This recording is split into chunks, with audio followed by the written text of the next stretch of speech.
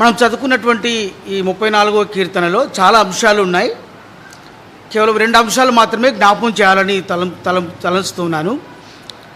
ఈ కీర్తనకారుడు కీర్తన రాయబడక మునుపు అతనికి అనుభవము మనము పైన చిన్న అక్షరాలతో చూస్తాం. దావీదు అబీమెలెకు ఎదుట వెర్రివాని వలె ప్రవర్తించి అతని చేత తోలివేయబడిన తర్వాత రచించిన కీర్తన. మొదటి సమూయేలు గ్రంథం 21వ అధ్యాయంలో ఆ దృష్టాంతం ఉంటుంది. చూడండి, చదువుదాము మాట, అక్కడికి వద్దాం. మొదటి సమూయేలు గ్రంథము 21వ అధ్యాయం. మొదటి సమూయేలు 21వ అధ్యాయం.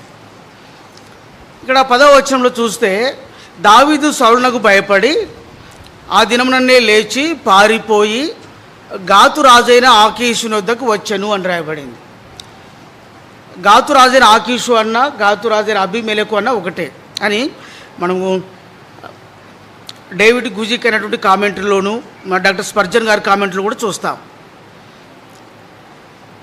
దావీదు ఈ ఆకీషుని వద్దకు గాతు దేశమునకు వస్తూ ఉండగా ఆకీషు రాజైన సేవకులు దావీదును గుర్తుపట్టి, ఇతడు అనగా ఈ దావీదు ఆ దేశపు రాజు కాడ, వారు అనగా ఆ దేశ ప్రజలు నాట్యమాడుచు గాన ప్రతిగానములు చేయుచు సౌలు 1000 కొలదియు మరి దావీదు 10,000 కొలదియు హతం చేశారు కదా, పాటలు పాడారు కదా అని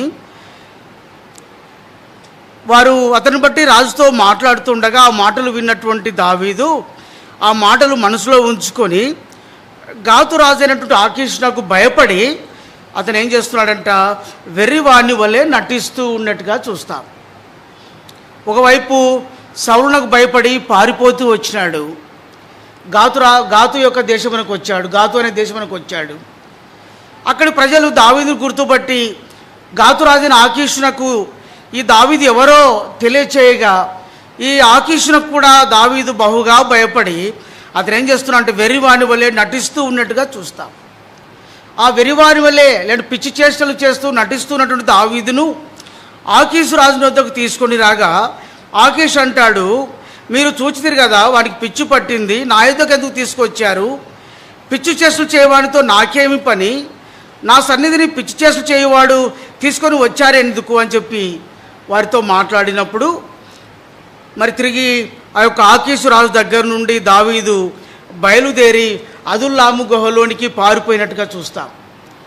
అదుల్లాము గుహలోనికి పారిపోయిన తర్వాత కొందరు ప్రజలు దావీదు దగ్గరకు వచ్చారు. వచ్చి దావీదును అధిపతిగా నాయకునిగా చేసుకున్నారు. అధిపతిగాను నాయకునిగాను చేసుకున్నారు. వారు ఎటువంటి ప్రజలంట, 22వ అధ్యాయం 2వ వచనంలో, మరియు ఇబ్బంది గల వారందరూ, మరియు అప్పులు చేసుకున్న వారందరూ, అసమాధానముగా ఉన్న వారందరూ అతని యొద్ద కూడి రాగా అతడు వారికి అధిపతి ఆయను. దావీదు ఎవరికయ్యా అధిపతి, ఎవరికి నాయకుడు అంటే పరాక్రమం గల వారికి కాదు, లేదా సైనికులకు కాదు, లేదా వారు ఏదో మంచి ఆత్మీయులు భక్తిపరులు అని కాదు, వారు శక్తి సామర్థ్యం కలిగిన వారని కాదు. ఎవరికి అధిపతి అంటే ఇబ్బంది గలవారు అనగా అనేకమైన శ్రమల గుండా వెళుతున్నటువంటి వారు. రెండవది అప్పుల పాలైన వారు. మూడవది ఎవరంట, అసమాధానముగా ఉన్నవారు, వారి జీవితాల్లో సమాధానం లేదు. ఇట్లాంటి వారు దావీదునకు వస్తే వారికి దావీదు అధిపతిగా అయ్యాడంట. దేవుని కార్యాలు ఒక్కొక్కసారి మనకు అర్థం కావు. దేవుడు ఎందుకు ఆ యొక్క మార్గం గుండా దావీదు నడిపించాడో మనకు అర్థం కాలేదు. కానీ అయితే దావీదు దేవుని యొక్క ఉద్దేశమును ఎరిగి, దేవుని సంకల్పమును ఎరిగి ఈ 34వ కీర్తన వ్రాస్తూ ఉన్నట్టుగా మనకు అర్థమవుతుంది.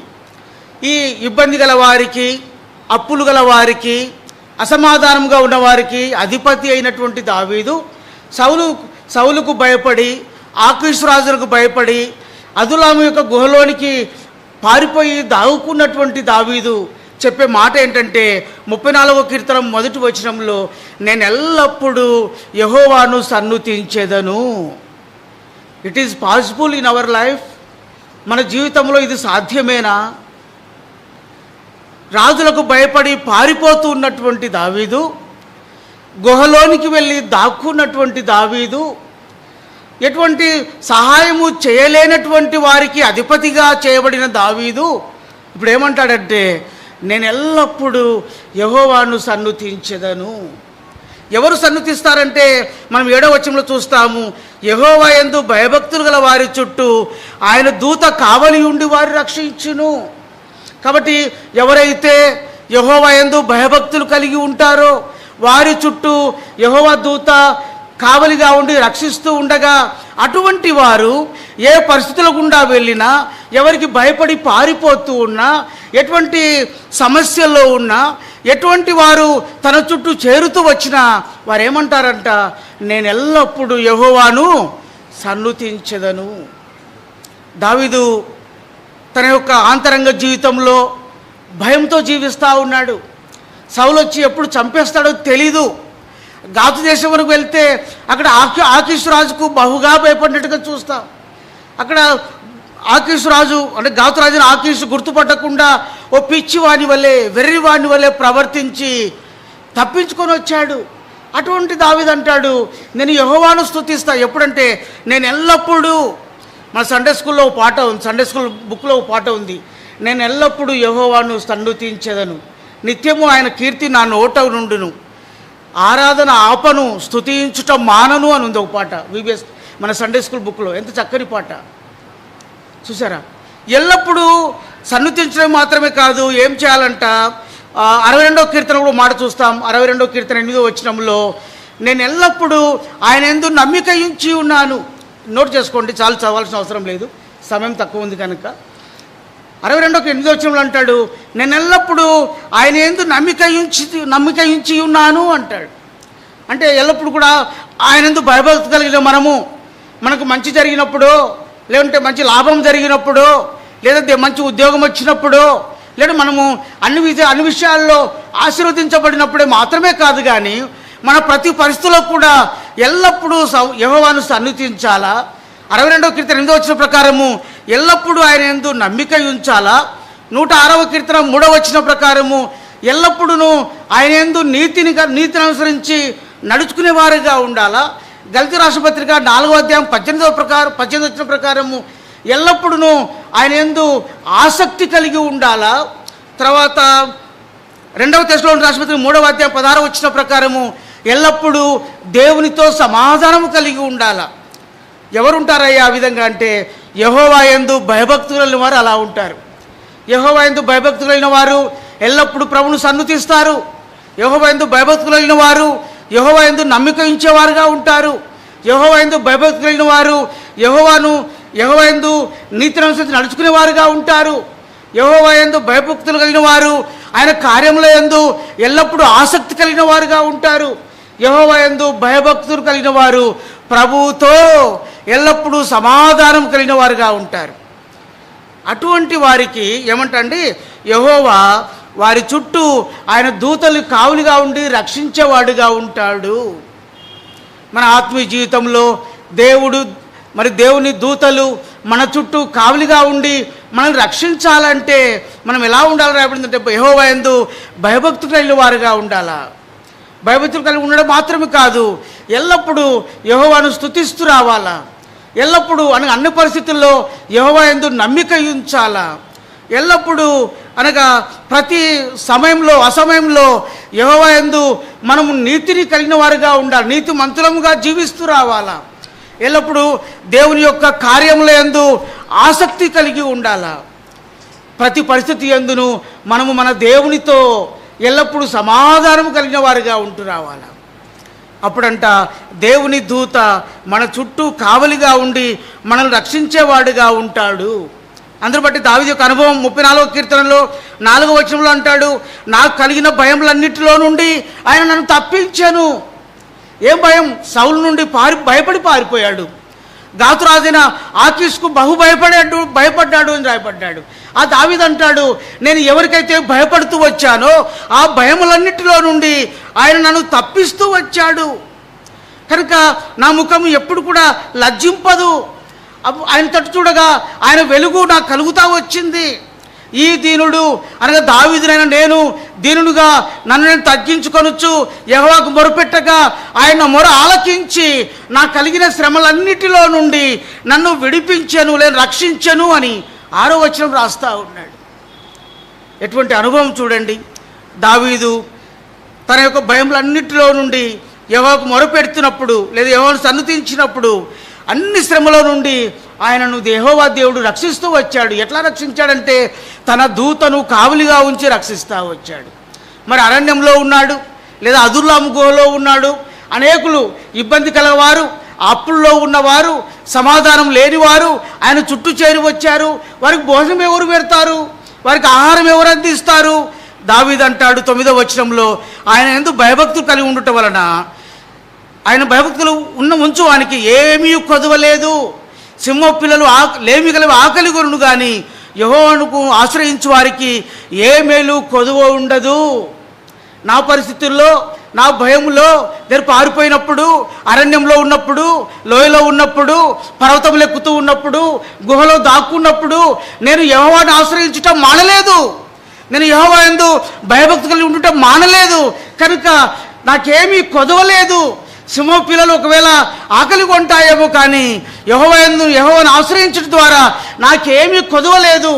ఓ చరిత్రకారుడు రాస్తాడు, దాదాపు 450 మంది ఆ అదుల్లాం గుహలో దావీదు చేరారంట.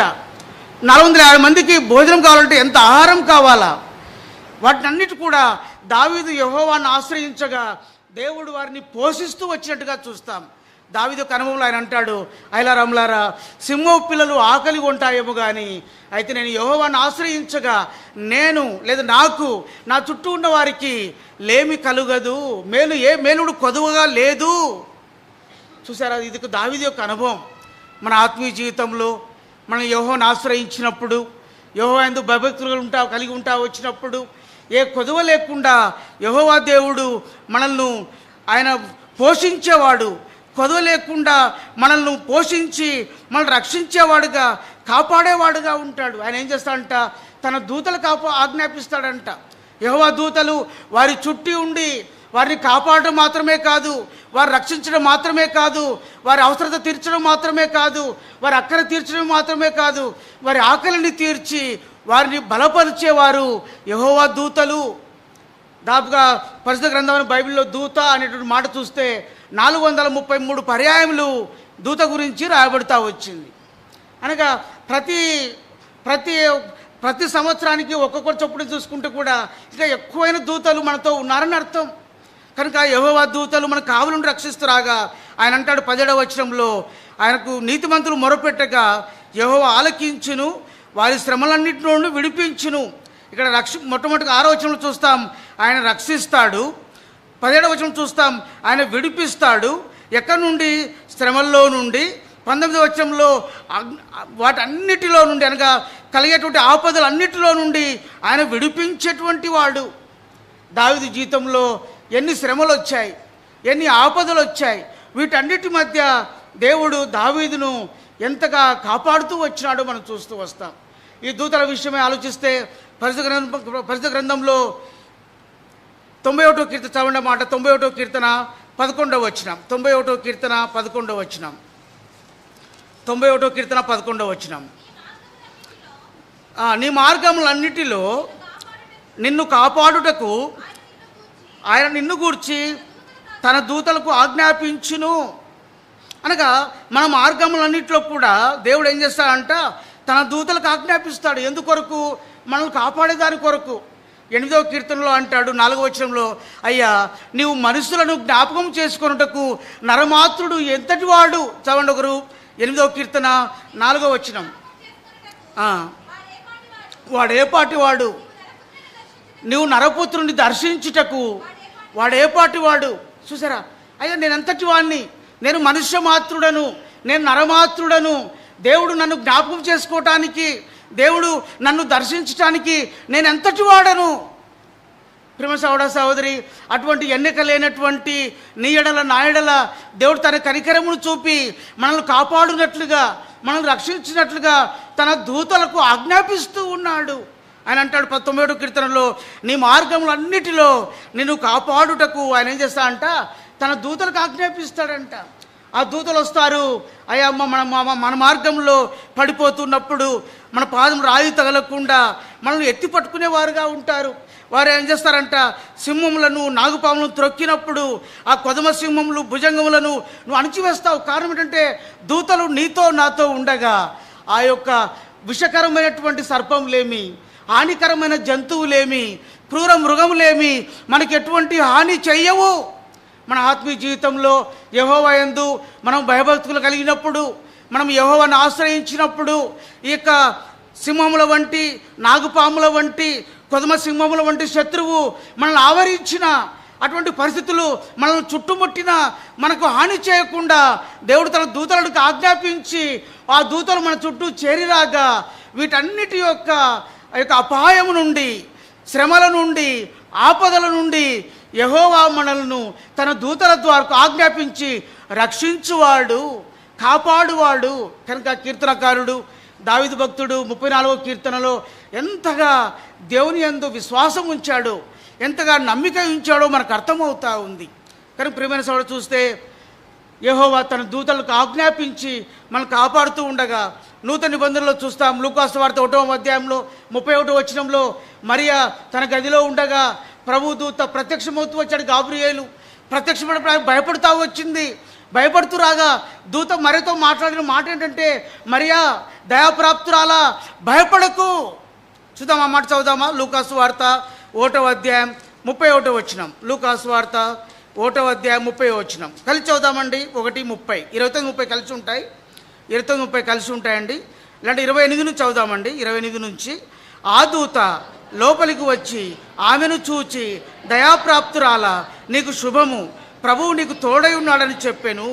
ఆమె ఆ మాటకు బహుగా తొందరపడి ఈ శుభవచనం ఏమిటో అని ఆలోచించుకొనిచుండగా దూత, మరియా భయపడకుము, దేవుని వలన నీవు కృప పొందితివి. చూసారా, మరియా అనేటువంటి ఈ కన్యకైన స్త్రీ ఒక సాధారణమైనటువంటి వ్యక్తి, సాధారణమైన ఒక గృహంలో నివసించేటువంటి వ్యక్తి. ఈ యవనస్తురాలు తన గదిలో ఉండగా అక్కడ రాయబడిందంటే, ప్రభువు నీకు తోడై ఉన్నాడు. ఎలా ఆమె గురించి ఆమె దూత చెప్పేటువంటి మాట ఏంటంటే, ఆమె గురించి ఆమెకున్న బిరుదు ఏంటంటే దయాప్రాప్తురాలా. కారణం మరియా, యవనస్తురాలను మరియా దేవుని యందు భయభక్తి కలిగినట్టుగా అర్థమవుతా ఉంది. యెహోవాను ఆశ్రయించిన వ్యక్తిగా అర్థమవుతా ఉంది. కనుక దేవుని చేత దయ పొందినది కనుక ఆ దూత వచ్చినాడు. ఆ దూత అంటాడు, దయాప్రాప్తురాలా మరియా అని చెప్పొచ్చు, తర్వాత అంటాడు కానీ ఫస్ట్లో చెప్పలే. ఫస్ట్ ఏమంటాడు, దయాప్రాప్తురాలా, ప్రభువు నీకు తోడై ఉన్నాడు. మన ఆత్మీయ జీవితంలో యెహోవాను ఆశ్రయించినప్పుడు, ఆయన యందు భయభక్తి కలిగినప్పుడు, యెహోవాను నమ్ముకున్నప్పుడు, యెహోవా యందు నీతిగా అనుసరించి నడిచినప్పుడు, యెహోవా యందు ఆయన కార్యంతో ఆసక్తి కలిగి ఉన్నప్పుడు, యెహోవా దేవునితో మనం సమాధానంగా జీవిస్తూ ఉన్నప్పుడు మనము కూడా దయాప్రాప్తులమై ఉంటాం. అంటే దేవుని దయను పొందేవారుగా ఉంటాం.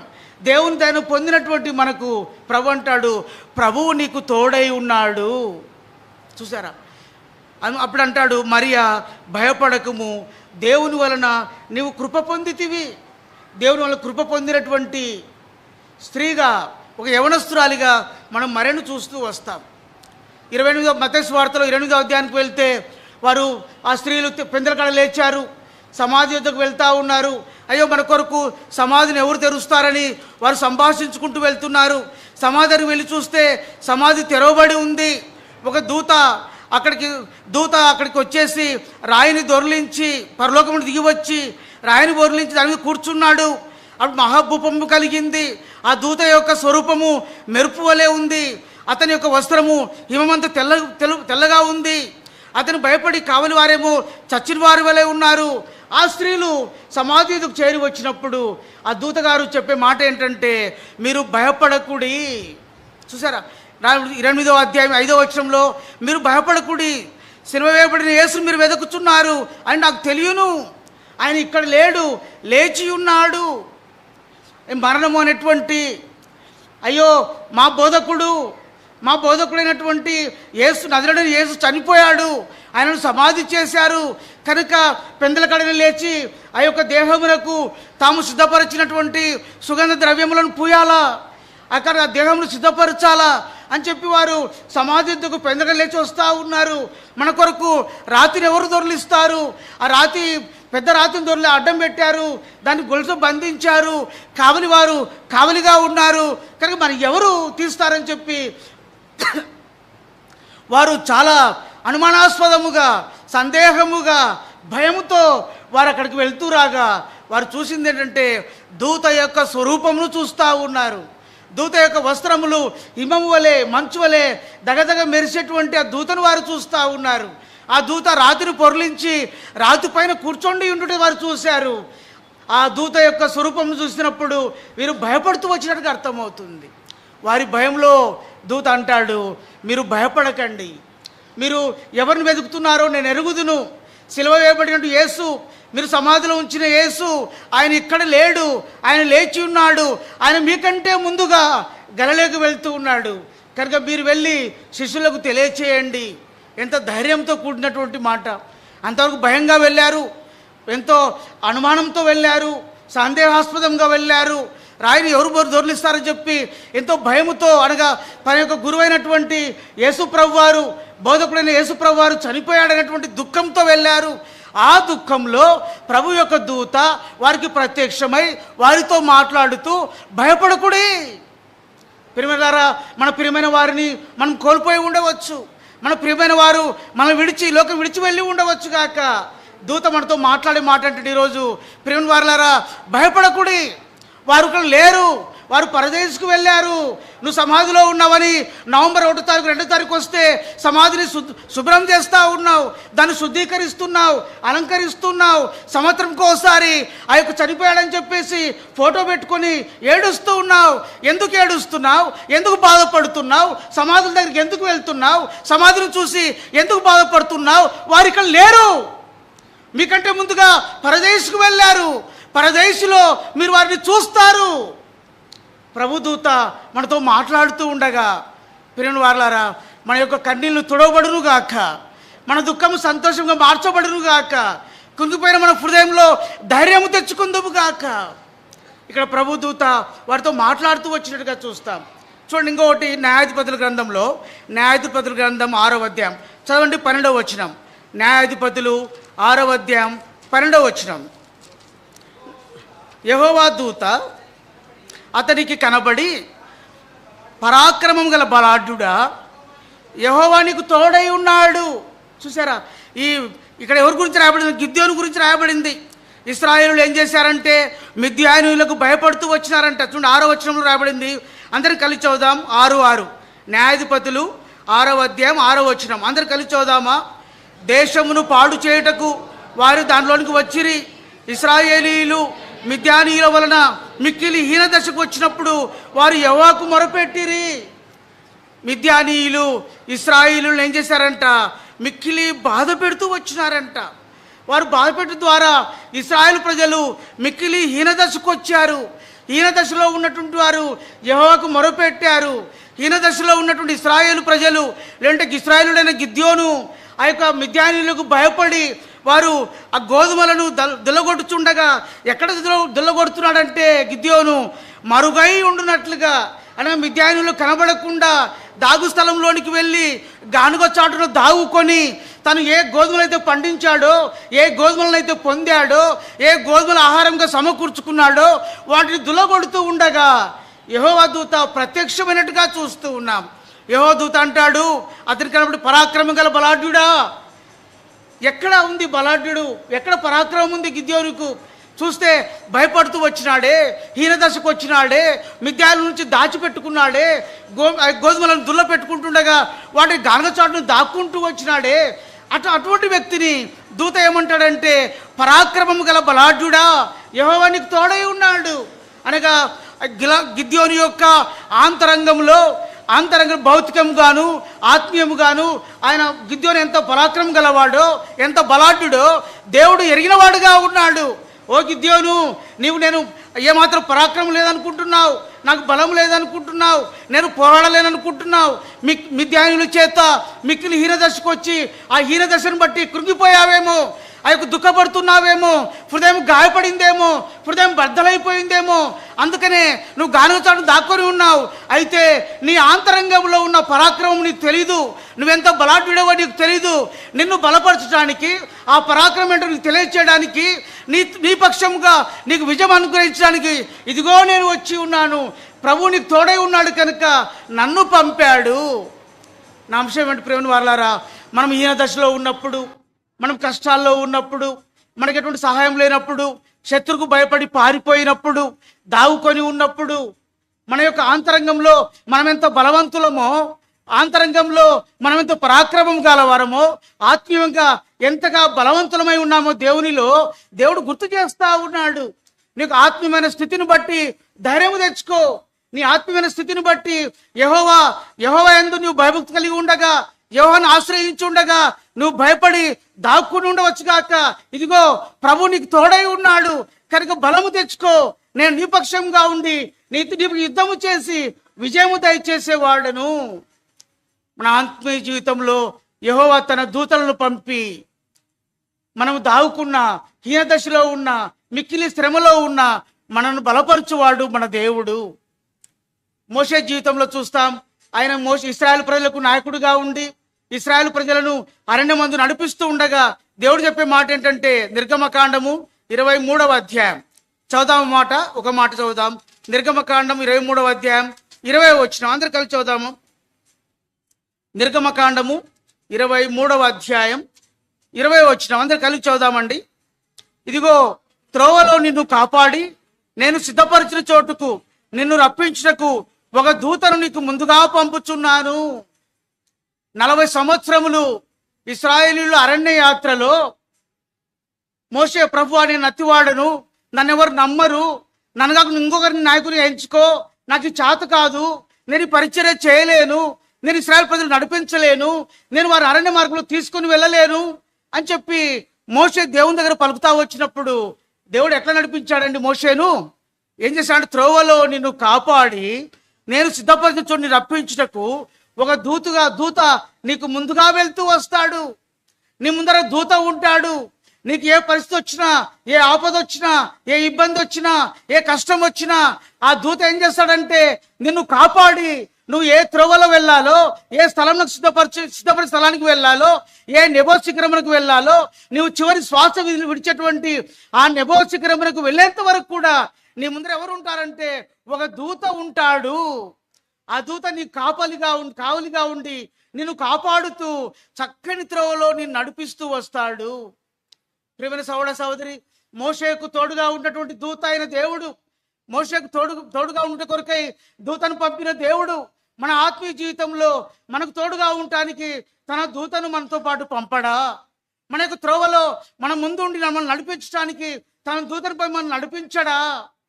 మోషే జీవితంలో అరణ్య మార్గంలో వెళ్తుండగా ఎన్నో శ్రమలు, ఇశ్రాయేలు అనేక పర్యాయములు ఎదురు తిరిగారు, అనేక పర్యాయములు విరోధంగా మాట్లాడారు, అనేక పర్యాయాలు మోషే మీద లేచారు. చివరికి తన సహోదరి అయిన మిరియాము సైతము తన అన్నయ్య అయినటువంటి మోషే మీద, తమ్ముడైన మోషే మీద సనుగుతూ వచ్చింది.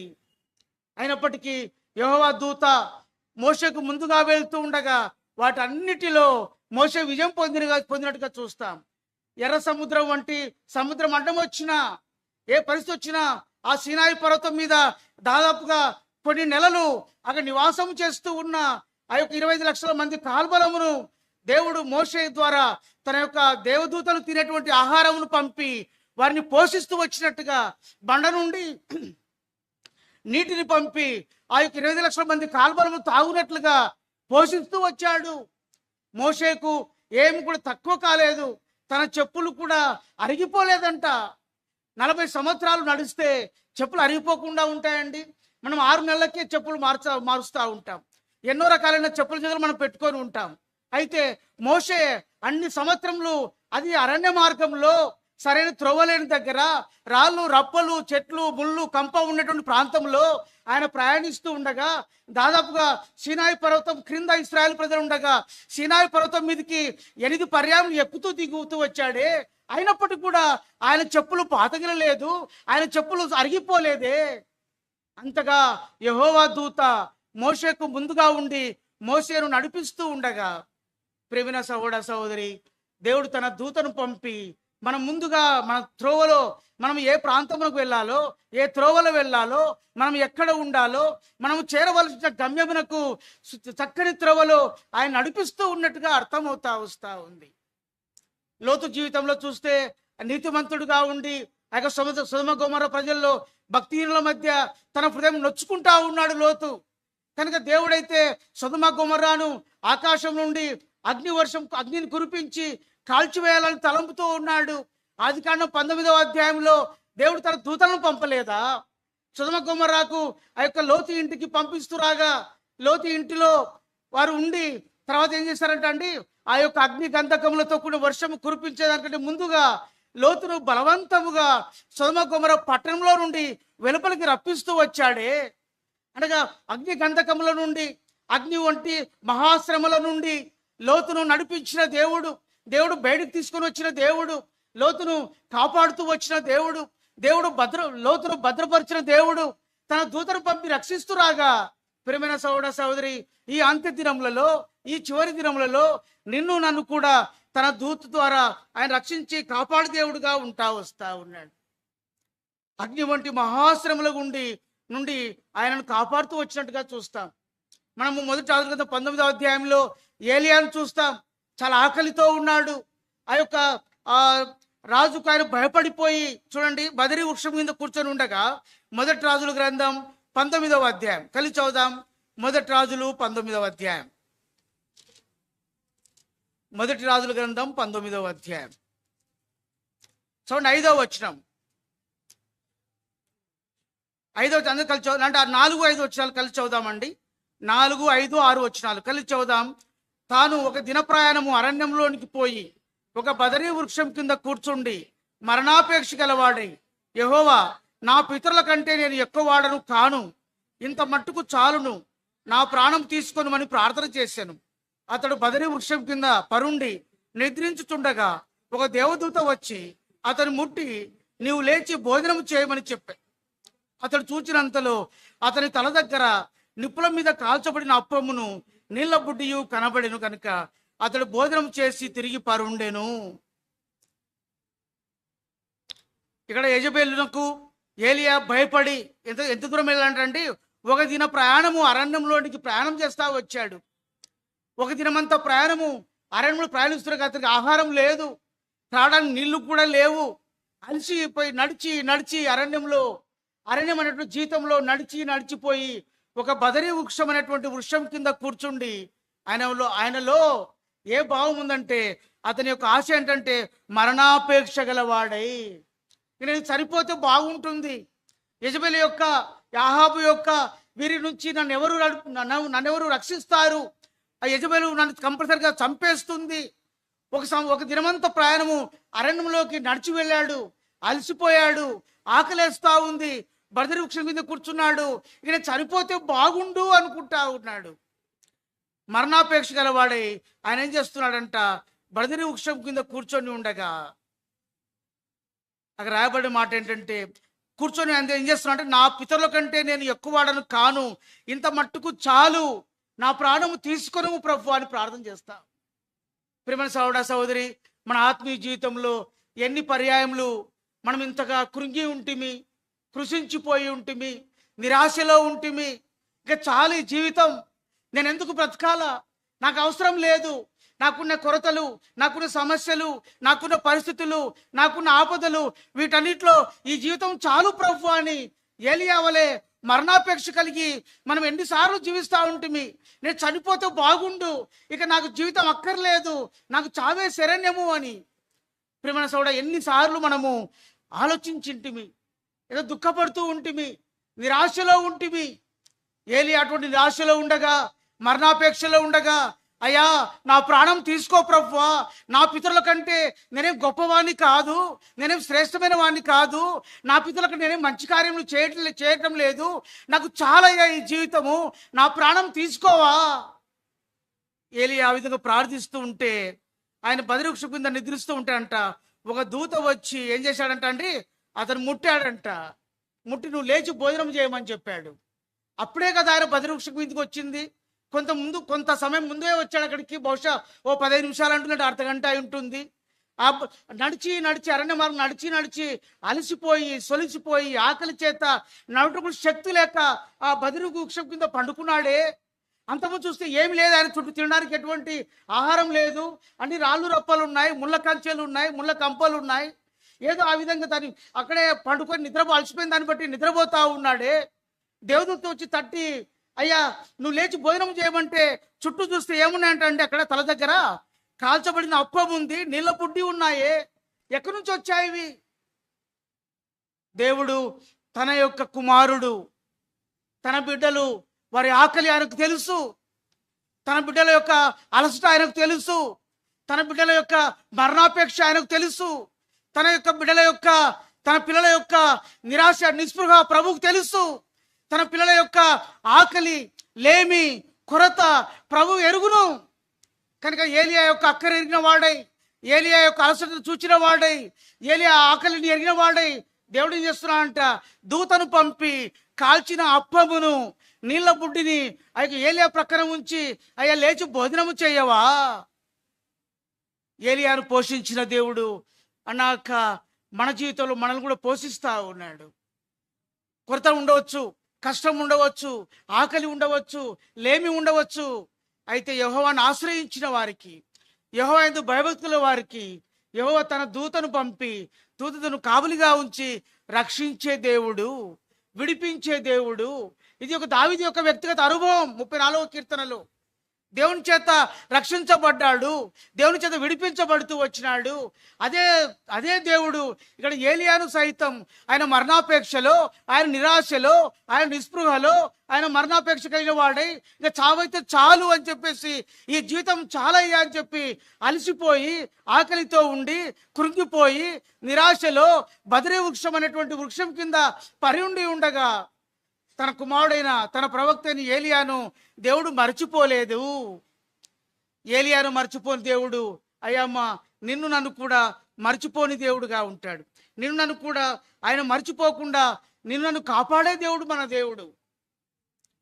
అనేకమైన అంశాలు ఉన్నాయి దేవుడి గురించి. అపోస్తల కార్యం 12వ అధ్యాయంలో మన చెరసాల్లో ఉన్నట్టు పేతురు రక్షించినట్టుగా చూస్తాం.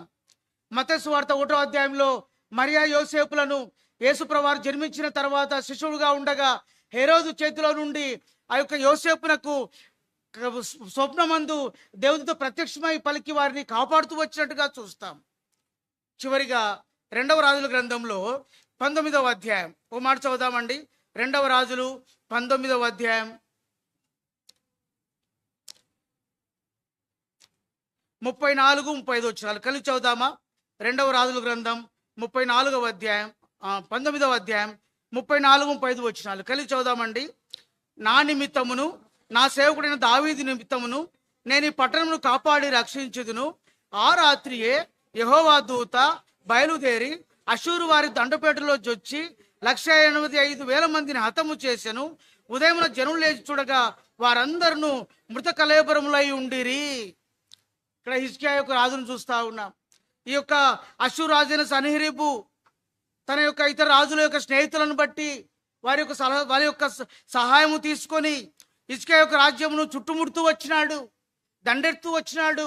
హిజ్కియాకి శక్తి లేదు, హిజ్కియా ఓడిపోవటం ఖాయం, శత్రురాజు చేత ఓడిపోతారని చెప్పి భయంతో హిజ్కియా ఉన్నప్పుడు దేవుడు తన వాగ్దానమును జ్ఞాపం చేసుకుంటూ వచ్చాడంట.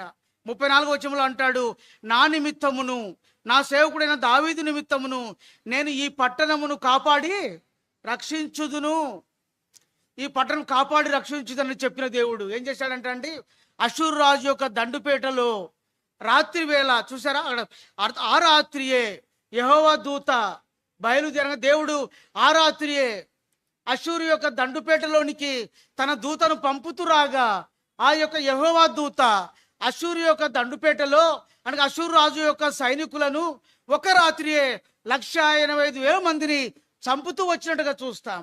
వారు తెల్లవారినాక చూస్తే వారు హతమైన వారు ఎట్లా కనపడుతున్నారంటే మృత కళేబరములై ఉన్నారంట. కనుక ఎప్పుడైతే తన యొక్క సైనికులలో యుద్ధము చేయవారు, పరాక్రమం గలవారు, బలాఢ్యులు 185,000 మంది మృత కళేబరములై పడి ఉండగా అషూరు రాజైన సన్హెరీబు చూసి ఆ యొక్క నినివే పట్టణము తిరిగిపోయినట్టుగా చూస్తూ వస్తాం. హిజ్కియా రాజును దేవుడు కాపాడుతూ వచ్చాడు. మన ఆత్మీయ జీవితంలో ఎటువంటి శత్రువైనా మనకు ఎదురయ్యేటువంటి మన కుటుంబంలో, మన బంధువుల మధ్య, మన ఇరుపొరుగు వారి మధ్య, నువ్వు పనిచేసే స్థలంలో నీ అధికారులు కానీ, నీ కొలీగ్స్ కానీ, నీ దగ్గర పనిచేసేవారు కానీ, నీ ఇరుపొరుగు వారు కానీ, లేదా నీ స్నేహితులు కానీ, నీతో ఉన్న విశ్వాసులు కానీ నీ మీద వ్యతిరేకంగా ప్రవర్తిస్తూ వచ్చినప్పుడు, నీ మీద వ్యతిరేకంగా నడుస్తూ వచ్చినప్పుడు, నిన్ను వివిధ వ్యతిరేకం నిందలు మోపుతా వచ్చినప్పుడు దేవుడు చూస్తూ ఊరుకునేవాడు కాదు. హిజ్కియాకు వ్యతిరేకంగా అష్షూరు రాజు సన్హెరీబు దండెత్తిరాగా దేవుడు హిజ్కియాను జ్ఞాపకం చేసుకొని దావీదు నిమిత్తము ఏ వాగ్దానం చేశాడో ఆ వాగ్దానం జ్ఞాపకం చేసుకొని ఆ రాత్రి వేళ తన దూతను పంపగా ఆ దూత అష్షూరు రాజు అయినటువంటి దండుపేటలోనికి ప్రవేశించి ఒక రాత్రి అందే 1,80,000 మందిని హతము చేయగా అష్షూరు రాజు తన దేశంలో పారిపోతురాగా హిజ్కియా విజయం పొందినట్టుగా చూస్తాం. మన ఆంతరంగ జీవితంలో ప్రియమైన సహోదర సహోదరి, అయ్యో వారిట్లా వీరిట్లా నా మీద అనేకమైనటువంటి నిందలు మోపుతా ఉన్నారు, వ్యతిరేకంగా ప్రవర్తిస్తూ ఉన్నారు, నాతో ఉన్నవారే, నాతో ఆరాధించిన వారే, నాతో బలలో చేయవేసిన వారే నాకు వ్యతిరేకంగా శత్రుగా మార్చబడుతున్నారని భయపడుతున్నావేమో. నువ్వు యెహోవాను ఆశ్రయించినంత కాలం, యెహోవా యందు భయభక్తి కలిగి ఉన్నంత కాలం దేవుడు దావీదును జ్ఞాపకం చేసుకునే దేవుడు. దావీదుకి ఇచ్చిన వాగ్దానం ప్రకారము మనము దావీదు సంతానమై ఉండగా నిన్ను నన్ను తన దూతను పంపి నీ శత్రువును సైతం ఓడిపోవునట్లుగా చేసి, నీ శత్రువు పారిపోవునట్లుగా చేసి నీకు విజయం ఇచ్చే దేవుడు నీ దేవుడు.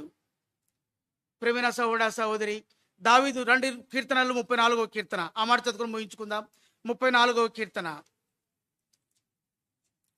దావీదు యొక్క అనుభవంలో 34వ కీర్తనలు దావీదు చెప్పే మాట అంటే, అబీమెలెకు ఎదుట వెరివాని వలె ప్రవర్తించి తర్వాత ఆ యొక్క ఆకీషు రాజు నుండి తోలివేయబడి సౌలుకు భయపడిన వాడు, ఆకీషు రాజుకు భయపడిన వాడు, పిచ్చివాని వలె ప్రవర్తించిన వాడు, వెర్రివాని వలె ప్రవర్తించిన వాడు తోలివేయబడిన తర్వాత అదుల్లాం గుహకు పారిపోయి దాక్కున్నవాడు, తన చుట్టూ చేరిన వారు అప్పులున్నవారు, ఇబ్బందులు ఉన్నవారు, తర్వాత సమాధానం లేనటువంటి వారు తన చుట్టూ చేరి రాగా వారిని అందరినీ కూడా పోషించుకొనుచు దేవుని దూత అతను కాపాడుతూ ఉండగా ఆయన అంటాడు, నేను ఎల్లప్పుడూ యెహోవాను సన్నుతించెదను. మన ఆంతరంగ జీవితంలో ప్రేమైన సహోదర సహోదరి, ఎటువంటి పరిస్థితులు ఉన్నా సరే మనం యెహోవాను స్తుతించే వారుగా ఉందుము గాక, యెహోవాను ఆశ్రయించే వారుగా ఉందుము గాక, యెహోవా నామమునందు భయభక్తి కలిగిన వారుగా ఉందుము గాక.